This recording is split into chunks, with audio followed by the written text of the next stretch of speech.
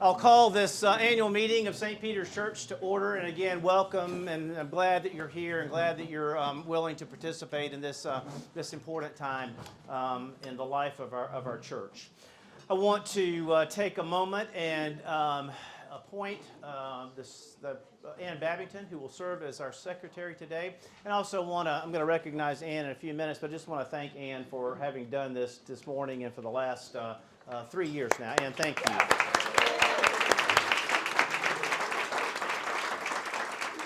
And also, Tim Nolker will serve today as our parliamentarian if any particular need arises. So, Ann and Tim, thank you for being willing to help us this morning. And at this point, in keeping with the provision of our bylaws, the polls are technically open. Within the annual report that were distributed and were on each table, there were the minutes that were taken by actually not by Ann, but by Jane Gilbert at our last annual meeting. Is there a motion that those minutes be approved? So moved.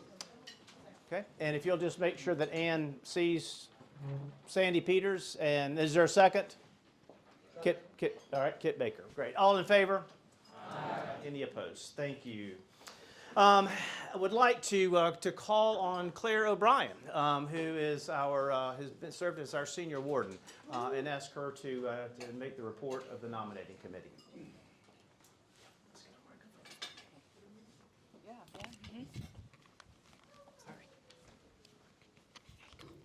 Thanks.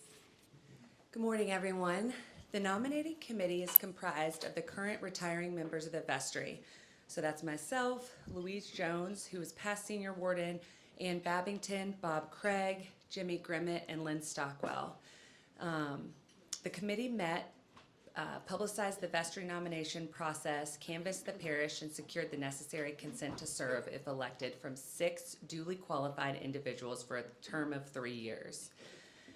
The responsibilities of the vestry include actively participating in Sunday worship, actively participating in parish life and the mission of the church, making an annual pledge commitment to St. Peter's Church.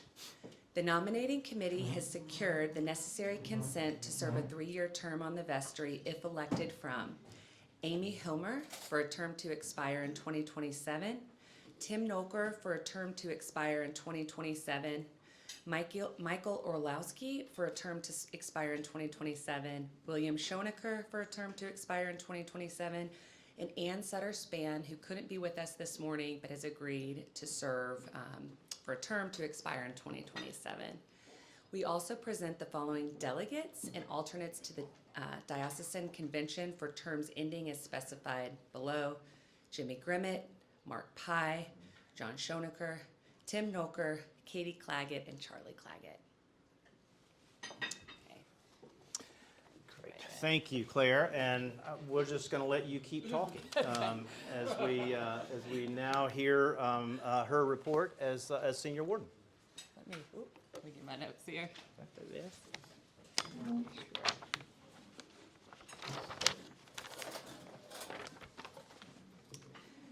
So when I started on the vestry 3 years ago, one of the first matters of business was voting on David to begin as rector for the parish. So I had just had a week before my second daughter, and I was like, I can't miss this vote. I've got to go. I've got to be at the church. So came to the church, met David. We went into session, voted, and the rest has been history. He's been amazing to work with, and I've just been humbled by the opportunity to serve. I have some thank yous. So first and foremost is David for his support, hard work, good counsel. We have been in conversation throughout the year on a weekly, sometimes bi-weekly, sometimes multiple weekly basis. To the staff of the church, who are absolutely incredible, Janet Rouse, and everyone. I don't want to go through, I know I'm going to miss people, but who I've seen weekly and worked tirelessly behind the scenes in so many ways. Keith Boris, who I'm not sure if he's here, but he is here weekly, constantly fixing things. He just sent a picture, there's a corroded pipe. I mean, he is a behind the scenes person who keeps this place moving. Alan Ivy, who's been an amazing partner as junior warden and has offered sound perspective at every turn. Peter Baumgarten, who stepped in to serve as treasurer in a time of transition. Louise Jones, preceding senior warden. I thank you all. And finally, I feel like this is Oscars, but my husband, who I couldn't do this, come to the church weekly. He's always watching our kids, and I just really appreciate his support in me taking on this responsibility.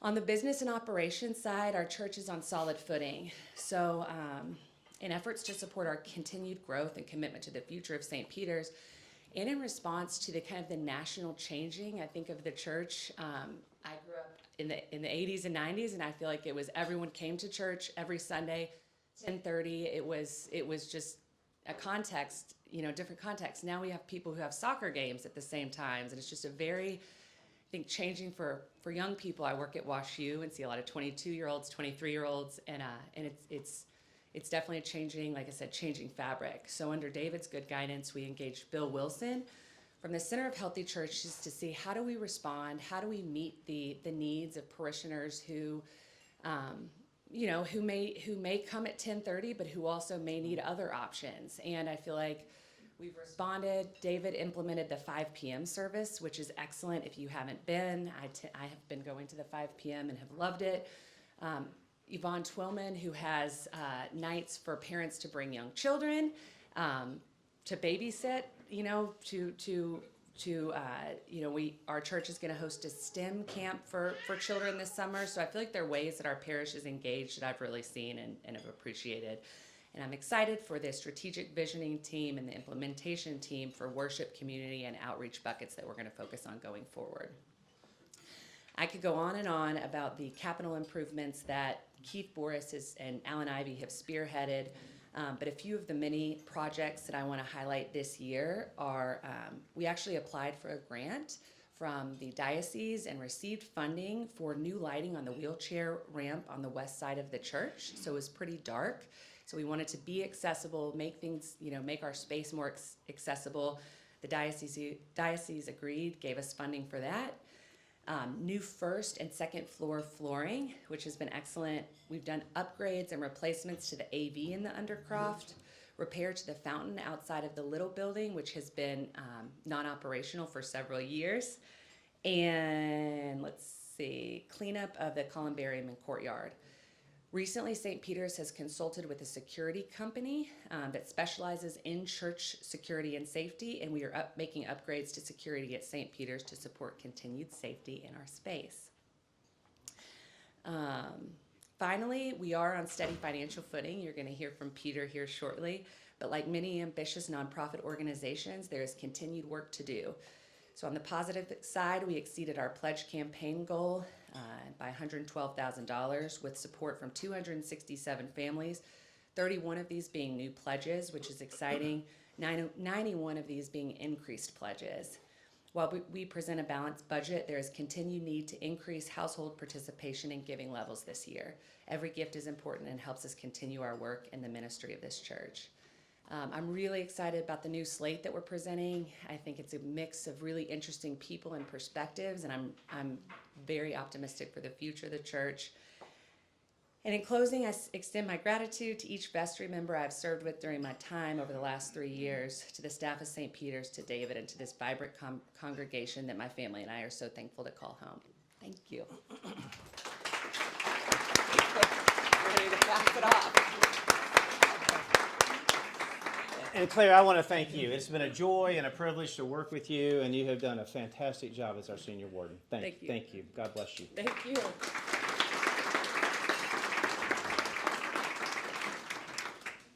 Peter Baumgarten has served very faithfully this past year as our treasurer. Being the treasurer of any organization, but particularly of a church, is never an easy task. There are a lot of moving parts, and his work has been very valuable and so helpful to the vestry, especially within the last month or so as they've made decisions, important decisions, about our budget. So I introduce to you Peter Baumgarten, our treasurer, who will provide you with details about that budget and make his annual report. Peter? Great, thank you. Good morning, everyone. I flew in from Austin, Texas this morning, so I had a 4:30 a.m. wake up. So if I fall asleep during the budget presentation, it's a mix of my own fatigue plus the content, I think. So, what I'd love to be able to do today, just to get us a lay of the land, this is similar to what I talked through last year for those of you that were at the budget. It's complicated to understand the budget structure of a church, especially a church like St. Peter's that has funding sources from a couple different areas. And so I'm going to give you kind of the quick snapshot visually. I need to kind of draw things out for my own brain to understand things, followed by what does the numbers actually look like last year. That's always a little bit of a moving target because pledges, like me, some of us who wait until December 30th to actually contribute, sometimes hit the books later on and the like, but I'll give you at least the best snapshot of that right now, as well as the forward-looking approved budget from Vestry. All right, again, many of you know this, but just a quick snapshot. Imagine that what we have here is basically a couple different categories of funds to draw from. We have an endowment, so really grateful at a congregation like this to be able to pull from an endowment. The way the endowment typically works is you don't want to pull too much, but you also have the benefit of pulling from it. So typically what we do is a 3 to 5 year moving average of a 3 year moving average, I should say. So imagine our endowment in 2021, 2022, 2023. Let's pull 3 to 5% of that and then add that to our operating budget. And so in the case of St. Peter's,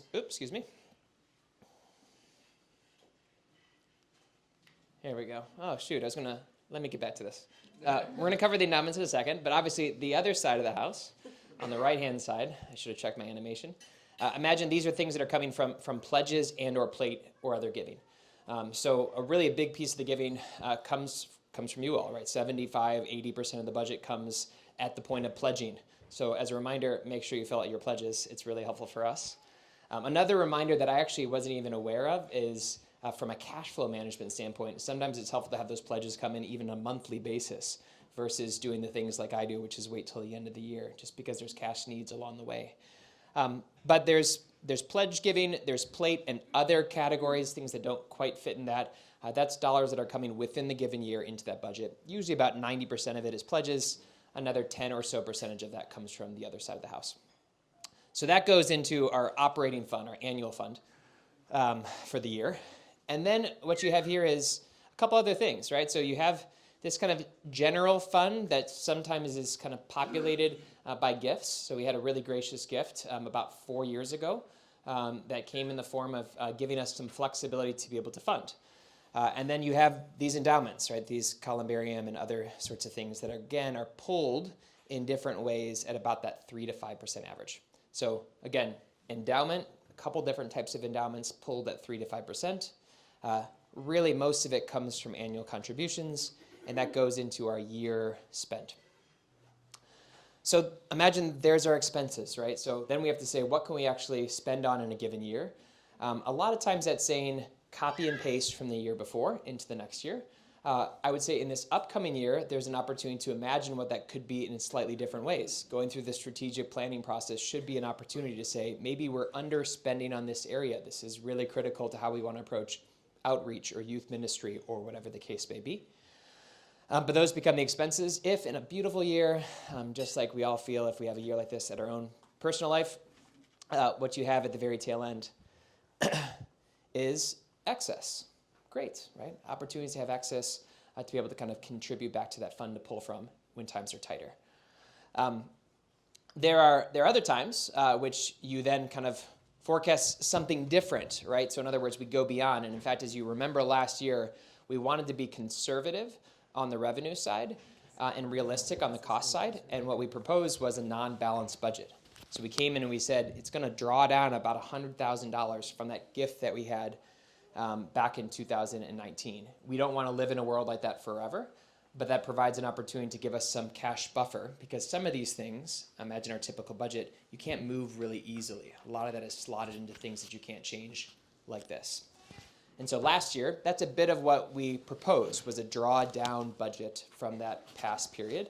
But I told you about a year ago that I wanted to come back forward to you all with more of a balanced budget approach. So we don't want to do this regularly, even if there are times in which we do that in our work. So if that's helpful, think of that as kind of the visual of where the money is coming from. Pledges and plate, most of our budget, 75, 80% comes from that.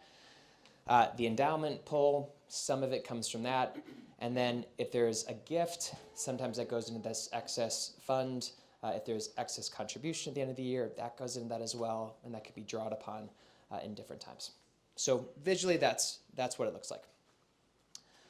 All right, there we go. Perfect. I have too many of these slides. So let me give you some of the budget details then, just with an idea towards what last year looked like, as well as what we're doing this year to be able to adjust. So again, coming in last year, about $100,000 deficit is what we proposed. Wanted to be realistic on the contribution side versus cross our fingers and then all of a sudden make the budget match. We really tried to be realistic, conservative, I would say, on the revenue side, as well as realistic on the cost side. I think that's good fiscal management for the church as a whole. And so when it comes to the budget detail, this is partly shown in your document itself, but I'll just show it here. My apologies for those of you that are already squinting. I will take you through some of the key details here. But what we basically did is look at all those different line items and say, at the end of the year, where did we land and where did we expect to land? So where did we land versus where we expected to land? And then I did some really nice color coding. Personally, I think it's nice color coding to start to give us a visual sense of where we sit there. So high level, when you look at kind of the, and by the way, this is the number that's still in flux a little bit as we're seeing kind of what came in the last year, but imagine about $1,065,000. That's within striking distance of where we were last year, as well as slightly above where we budgeted. So grateful for your contributions there in the pledge side. When you look at the endowment pool, obviously a lot of that was the same, but we were slightly higher when it comes to some of these categories of other income. Sometimes that's a gift for more of long-term capital improvements, but even there was a little bit more cash that came in that way. And so the net result of that is we are about 3.5% higher than we anticipated being on the revenue side. So that's great. Again, you see some of these things, just to flag a few points. Received pledges is still being accounted for, but seems to be in line with expectations. There were some additional gifts in the other category, which went beyond budget expectations. And then again, total income about 3% higher. So good on that front. So again, we were being realistic, and I think that's good evidence that we projected it well. Now, as we look forward, what you see there is kind of the 2024 budget now on the right-hand side. Just a few things to flag here. So we're projecting broadly pledges to be about the same. I would love it if you blew me out of the water in this, right? So please come and blow me out of the water in this. And as you'll see here in a bit, we do need to grow this, especially as we go through a strategic planning process. My guess is no one's going to leave the end of this process and say, let's not do this anymore. Almost always these things say, I'd love to do more of X. I'd love to do more of Y. This is a way we can be in the community. And right now, we're relatively constrained to be really forward-thinking until we start to raise some pledge income. So dig deeper in your pockets, find ways to support the church this year. But in this space here, we're trying to be, again, conservative on that. I will let Janet, again, drive that number way higher. So thank you, Janet, for all your work to make that look even better. So flat to a slightly conservative increase there. You'll notice that the last 2 years, our amount on the other category was higher, 60, 120 the year before. And so we've always kind of had that number as being a little bit lower, and we actually feel, looking back now at the things that happened through various different other things that happened in the church, actually makes it realistic to expect that to be higher. So 2 years in a row of trending higher makes you say, on the other category, we can go a bit higher. I think that's also an area where we as a congregation can think creatively about flowers and other such things that we kind of raise for along the way.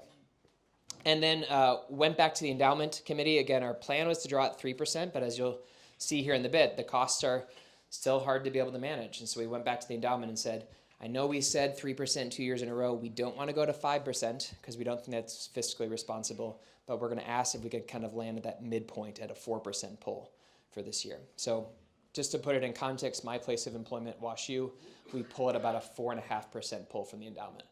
So a 4% pull is not crazy.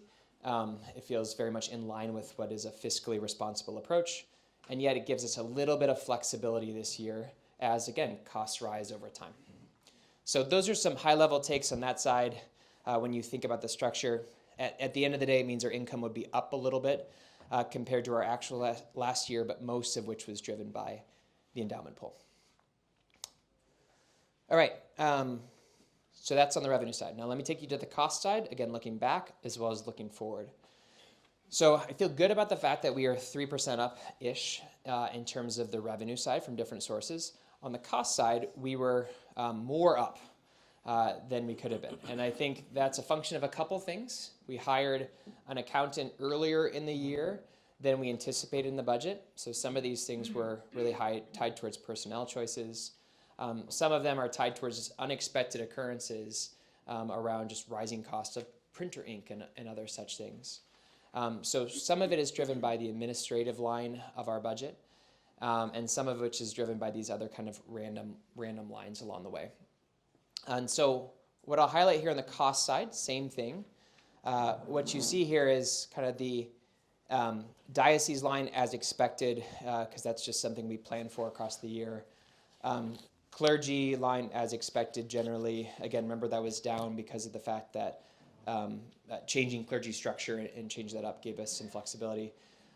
Administrative side is the line that was quite a bit higher, right? 289 versus 286. A big piece of that tied towards making some different staffing moves earlier on in the year. So really a big part of it's driven by payroll being 10%-ish up above expectations. And so as a result, that's a piece of the budget gap. There's other ones there that you see just kind of going down. Many of our items were kind of in line with expectation. There were some things that I think from a fiscal discipline and management perspective, as we kind of handed off the baton on different ways to a new accountant, new treasurer and the like, that could have been better managed along the way. So imagine our budget gets tracked in realm. And so if the numbers aren't perfectly aligned in realm, what can happen is people can feel like they're kind of in line with expectations of budget, and then all of a sudden you near the end of the year and you're higher than you expected. And so there's some pieces that we've tightened up in terms of the way that things get managed financially that I think help us get in a better place from a cost management standpoint. But net result is your costs went up more than your slight raise on your revenue. And so it's about a $45,000 or $50,000 increase in what we expected in terms of the loss from the church. Now, again, remember, we knew this coming in, and we had this ability to have this buffer to give us some protection. So I'm not saying here being like, we have zero money in the bank, but rather to say that there are opportunities to, again, be, I think, even a little bit more disciplined as we go into the next year when it comes to certain pieces financially. I think part of that is tied towards thinking creatively about the strategy of the church and how it ties to the way that we spend. And I'll show you some of those changes here. All right, couple quick points as we go to this next piece. So again, this just gives you some of that. So obviously I think hiring administrative staff earlier on the accountant side. I'll talk about our changes on the accounting side here in a short bit. That drove some of it. Some areas were higher, but more tied towards kind of realm and tracking those things, and total expenses were up compared to expectations. And so you kind of see at the high level, right, 106 is what we projected as a gap, 155 is what we ended up in, so about 49 or so higher than expectations. Again, made possible by drawing down from this gift, though we don't want to get into a habit of drawing down from these things over time, because at some point that will disappear, right? All right, so looking forward in the budget, we came into the process in about November and saw kind of a pretty big gap, assuming everything stayed the same. About $220,000 was the starting point of that gap. I knew that I wanted to come to you fresh off of a flight from Austin, preparing a balanced budget this year, unlike last year, because we said, give us some time this last year with strategic planning, but let's get aligned in this year. So where does that come from? One big shift that you see there is at the support for the dioceses. There's not a lot of areas where you can actually fudge on, and we don't, personally, I don't love this approach. Not that I don't love this approach, but it's hard to be able to not support as much as we're expected to support that expectation from the dioceses. I think at the same point, it's important for us to get our fiscal house in order to make sure that we're in a good spot. And so for those of you playing competition at home here, imagine if there's another large parish in the St. Louis area that is also the top of our diocese. We are still giving it a higher percentage than that. But we're not giving what they're expecting us to give. So that's an area that I think over time we really want to say this is I don't know if I want to say one time because that's more the vestry to decide. But there is, I think, an ability to say we need to think long term about how we best support the parish, because a good parish ministry, unlike a congregationalist church that's independent from a institutional structure, needs to support in some form and fashion. But that is where some of the flexibility came in. Second piece was on the administrative side. So we had a person that was in an accounting role for a period of time that near the end of the year, we went separate ways on that particular role. Have decided this year to be able to play that for a period of time with a part-time role, a part-time capacity with the contracted agency. So what you see there is that number is down even if our audit finance line is up, because we're kind of folding that into the finance side. I don't think this is necessarily a long-term solution, but I think it's a good test over the course of a year to say, how do we make this work in this sort of structure? So a couple things in the administrative line that David and team did to think about how to staff this appropriately. Going down a little bit further, again, music is a central part of the ministry of St. Peter's, right? That's a big part of why I came. Maybe the piece maybe not why I came, but why I stayed for second Sunday in a row, right? It's a way in which we experience holy, a way that we experience a piece of it. That's a part that's central to why many of you are here. And I think it's important that we resource it appropriately.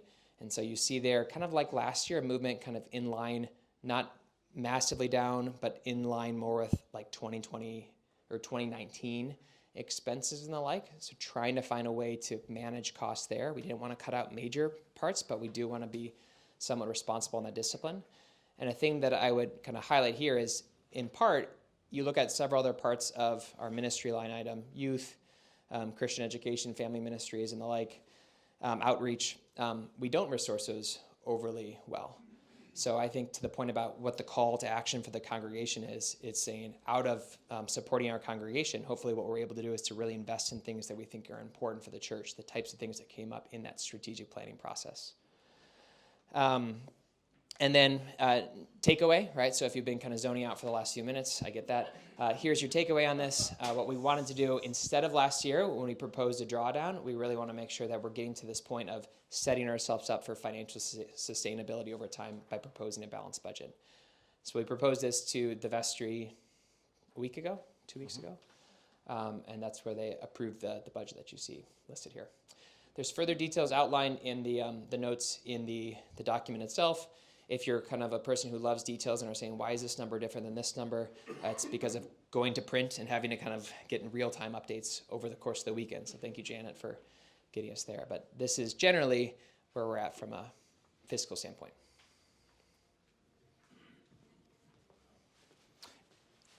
Any questions for a clarification for Peter?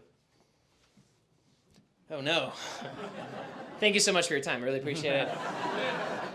Yes. I'm not going to be a pig because I have 3 questions. Yep. But with music, Yep. and this is getting granular, how much of this is valuing the... Yep. With music, how much of this is valuing and paying for our amazing singers, and how much of this is actually the purchase of music? Kind of thinking about it in 2 categories. Question number one answer. A majority of that is tied towards the singers. So there's some purchasing there, but that's one of those points where we, initially when we started to dig into it about a year or 2 ago, we said, well, can we just purchase a little bit less sheet music? That's not a huge percentage of it. It's more tied towards the actual singers that are coming on Sunday. So I've still not been asked to be a singer. I just want to kind of make a note here. Ooh, you're kind to give it back to me. With the cash flow issues about when people pay, do we ever have to borrow against ourselves, or do we have enough reserves to manage that? So for people who maybe can't increase the pledge, maybe they could pledge to give it differently? Yep. That's what I'm wondering about. That's a good point. No, we've not had to borrow against that to be able to cover because of some of the cash reserves. But think of it this way, right? People give a little bit in the winter to spring, and then they go away for the summer for many people, and then they come back in the fall. It starts to go up a little bit there, and then at the end of the year, you look and it's December, and all of a sudden you realize you've got Christmas gifts that you're buying, and you say, shoot, I haven't gotten that pledge, and you get an email from Janet, and then you give. That's not everyone. That's me, I guess. Am I doing my therapy right here? But as a result, you think from a cash flow management standpoint, a lot of our expenses across the year are pretty stable, right? Most of our budget is staffing. And so you can't go to the staff and say like, hey, like, sorry about the summer, it's gonna be a little light, but we'll pay you more in the fall. And so that's where it gets somewhat uneven. So yeah, I think it was a good takeaway for me now looking inside the budget side of a church to say, doing monthly contributions versus year end stabilizes the income that comes throughout the year. Other people can like pre-pledge or give early on in the year. That's another option as well. The other thing that we can do is we can actually pull the endowment at different times in the year.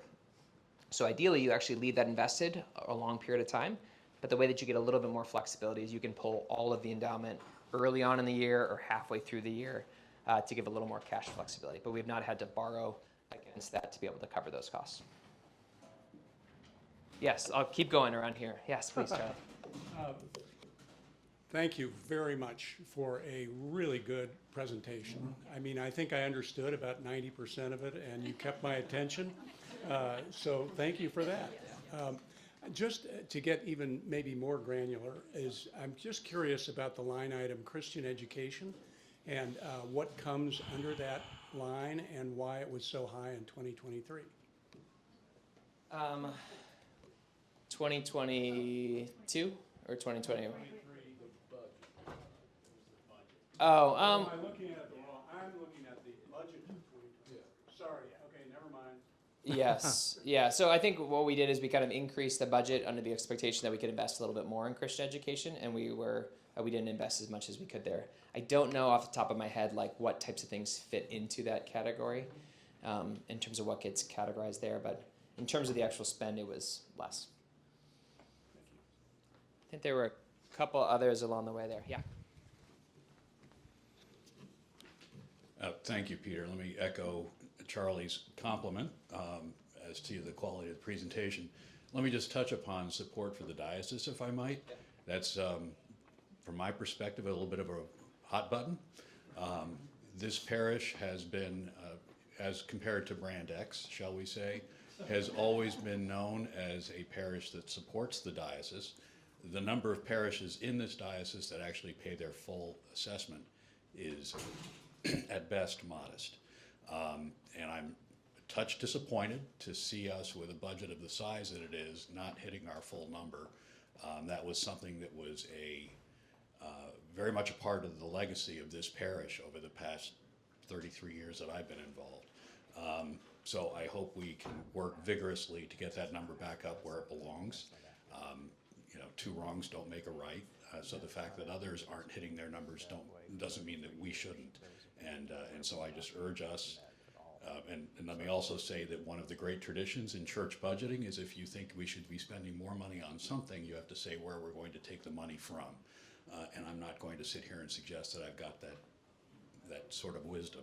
But I do want to make an urge to this group that we find a way to bridge the gap at some point very soon. Thank you.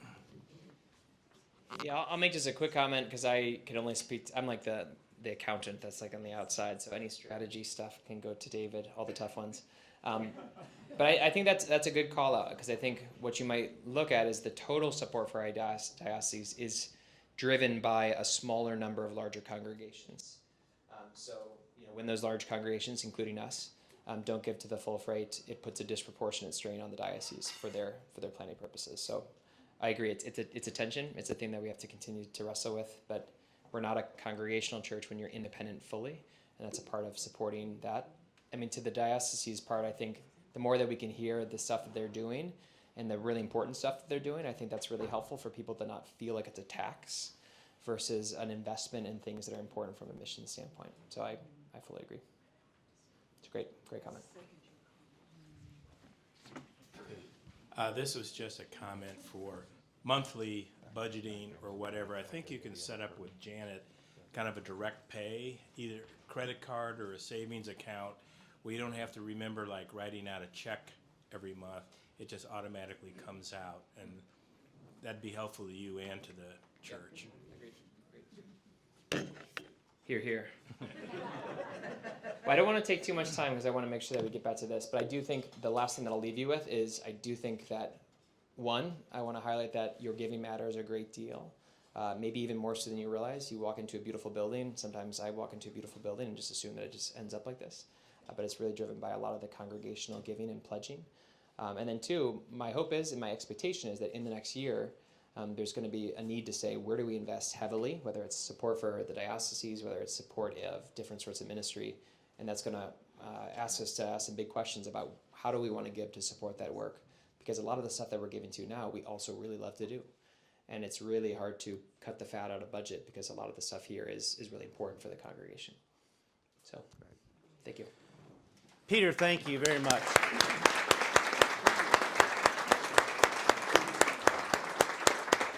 I do just want to thank Peter again for all of his very hard and dedicated work. And as you can tell, he's a teacher. He's a really good teacher. I do want to ask for a motion to accept the budget that has been presented to you by the vestry. So moved. If you can just raise your hand so Ann can see. Okay, that's right here, Sandy Peters. Is there a second? There are many seconds. Bud Wilson, Ann. All in favor? Aye. Any opposed? Thank you. I'm just handing it off to you. Just getting it out of the way. Sorry. If you were at the 8 o'clock service this morning, I promised that we would be finished by 10 o'clock. So I apologize because I'm going to have to break that promise to you, but I will try to talk faster than I usually even do talk. In some of his writing, Bishop Stephen Charleston talks about how quickly change comes to all of us. And he talks about how we're only a phone call away from illness and accident, from job beginnings or endings, births and deaths, and the list of possibilities goes on and on. But then he says this, how blessed then to have the firm foundation of faith on which to stand. God does not come and go, but is the constant in life, the rock to stand and shelter, the help that comes as quick as change. In the 29th chapter of the book of Jeremiah, there are these words. This is what the Lord says. I know the plans that I have for you. I have good plans for you. I plan to give you hope and a good future. Hope and a good future. During the last year, many of you have been involved in some of the ways that, in the work that we have been doing that's now leading us to the implementation of a strategic plan for St. Peter's. And as a church, as a people who say that we follow Jesus Christ, we're moving forward, and we are able to do that with a sense of hope about a good future. We have a lot to be thankful for, and as Bishop Charleston points out, we're blessed to have the firm foundation of faith, the firm foundation of this parish that has been in place now for over 150 years. We're blessed to have a very firm foundation on which we can stand. The work of visioning and planning is moving us to a place where we're now focusing on three proposals that I hope that you have seen by now and that we will continue to put in front of you. And they revolve around community, outreach, and worship. There are three teams that are being led by co-chairs Lori Haffenreffer and Dee Dee Nolker, who are responsible for community, Chris Knight and Jen Schaefer, who are responsible for outreach, and Carrie Burrows and Paige Ivy, who are responsible for worship. They have begun to meet and plan and will make recommendations about how to carry out the task of implementing these proposals that will guide our work and our ministry for the next several years. If you would like to be part of that work, of implementation, then please reach out to one of them or to the church office, and we will help you get connected. I was reading an article recently that pointed out how all churches in every denomination are in a place of uncertainty right now because so many of our institutional structures and ways of doing things are showing themselves to be inadequate to what's going on now, to the challenges of today. But as the authors of that article went on to point out, the winds of change in the church also bring the opportunity to embrace new, more innovative, and relational ways of connecting with people. Embracing new, innovative, and more relational ways of connecting with people is exactly the path that we're on as we work to focus our time and our energy and eventually our financial resources on community, outreach, and worship. Now, that's not to say that we've not already been involved in doing those things, because we have been. We've been very involved. The theme for our annual giving campaign this year is Alive in Christ. And as you go through the materials that you're going to have a chance to pick up and to read today, you'll see a snapshot of what took place here during the past year. You'll see what our ministry at St. Peter's looks like. You'll see that we had 365 services that included celebrations of the Holy Eucharist, weddings, baptisms, funerals.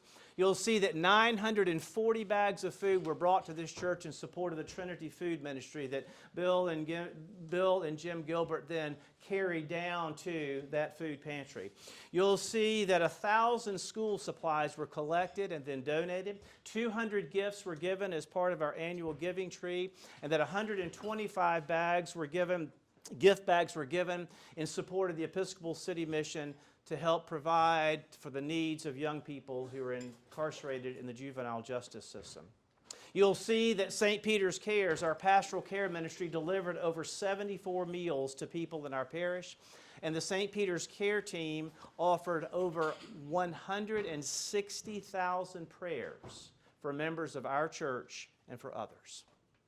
All of that and more is part and parcel of what we have been and what we are doing. And that will be what will give us new opportunities to embrace new, more innovative, and relational ways of building community, reaching out beyond ourselves, and finding ways to worship God. I want to take a moment to hold up to you with great appreciation the wonderful group of people who are responsible for coordinating and carrying out a lot of what goes on here that I have part of which I have just relayed to you. They are the members of our lay staff, and they are very, very dedicated to the work and to the ministry of this church and to each of you. Some of them are here, and some of them were not able to be here today. Connor Bryant, who is out of town, is our communications manager. Regina Edwards is probably back there somewhere doing what she does so well as our sexton. Janet Rouse, who is here, is our director of parish life and stewardship. David Senden has had to go upstairs, but David is our director of music and organist. Lisa Reynolds, who's also here, is the director of St. Peter's Playgroup. Zach Rugenstone is our youth and young adult minister, and is someone who, as many of you know, was recently ordained as a deacon in the church. And he fortunately does not always wear what he has on his head this morning. Yvonne Twillman is our director of children and family ministries. Jacqueline Van Welden is our parish coordinator, and Valerie Patton has been with us for the last several months as a diocesan intern. I also want to thank Darcy Brainerd, who has been on maternity leave for her work as parish administrator. And as part of some of the cuts that needed to be made in the budget that Peter referenced and that was presented to you a little while ago, the decision was made to eliminate that particular position on our staff. Peter has also referenced the fact that we've been going through a transition in our financial office, and we now have an accounting firm that will be helping us manage our finances during this period. It is a joy and a privilege to work with the other priests who make up our clergy team. Nathan Hayden, who I think I saw back there, Nathan is back in the back, Jay Kanzler, and Luke Jernigan, our former rector, and Susie Skinner. I am grateful for them and for all that they do with and for us. And I want to take a moment just to, Susie, will you please stand up? I want to take a moment just to say a special word of thanks to Susie. As many of you know, Susie has served in a variety of ways at St. Peter's for quite a while. And after many years of ministry as a priest in the church, she has decided that she now wants to fully retire. She has tried to do this before, and I've been able to dissuade her. But I have run out of options this time, and I think she really means it. So, Susie, I am grateful for your ministry, and I thank you for all that you've done. She's not going anywhere, but she will just not be involved in active ministry at St. Peter's. Susie, thank you.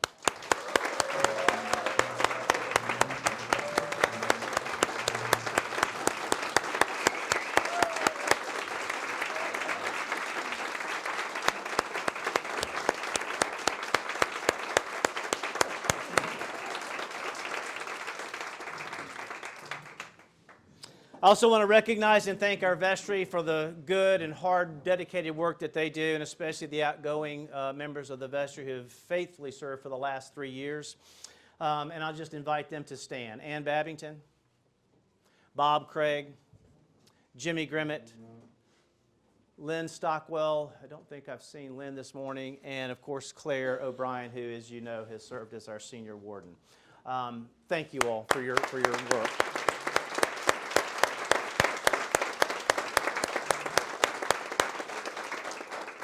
And I have a little token.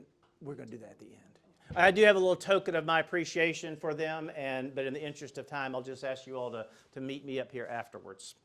Finally, I want you to know how grateful I am for you, for this church, and for all that we're doing together in this holy place. And I'm going to end with something that I believe can be so important for us as we move forward together in this journey of faith.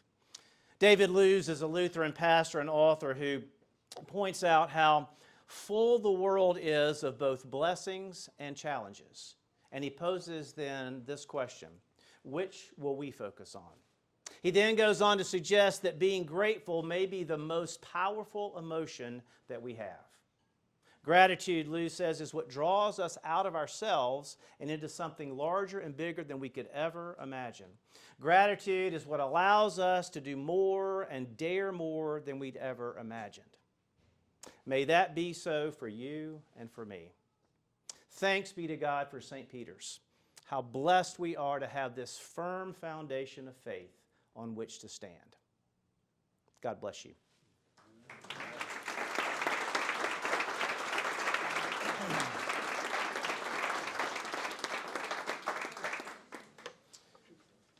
As we bring this to an end, I want to just let you know that your wardens for this next year will be Alan Ivey, who will be serving as senior warden, and Laura Frank, who will be serving as our junior warden. And finally, I need to announce that the polls are closing. And I'll take a nomination a motion that those who've been nominated to serve as members of the vestry and to represent us at our diocesan convention be accepted. Is there a motion? So moved. Okay. Catherine and Rich. Ann? All in favor? Aye. And any opposed? Thank you. I'd just like to invite those who have been nominated for those two roles, if you would just please stand. Thank you for being willing to serve. And also our diocesan delegates. Jimmy, you all stand up. I wanted everybody to be able to stand so we can thank you.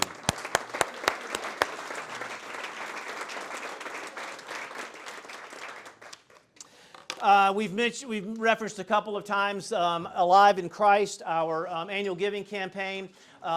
Materials packets are available for you to pick up today, and if you will pick those up, that will just mean that we will not have to send as many out by mail. So I encourage you to go through this carefully and prayerfully as we work to support the ministry of this church with our finances.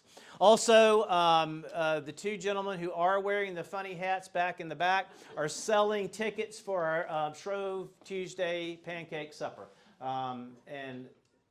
Yeah, hi. John's ready. Hi, John. John's going to be selling Shrove Tuesday tickets while I run upstairs in your children's chapel. John is a faithful youth, and he's incredible. He can take care of you. So while you're over there getting your annual giving packets, make sure you stop by and see John and purchase a Shrove Tuesday pancake supper ticket.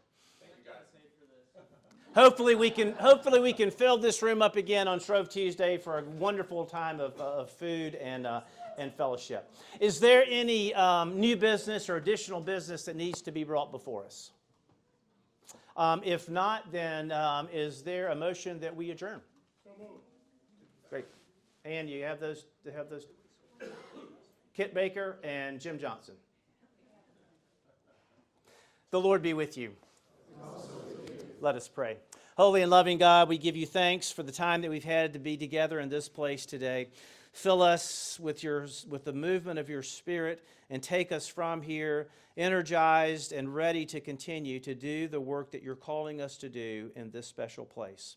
And all of this we pray in the name of your Son, Jesus. Amen. Thank you all for being part of this today.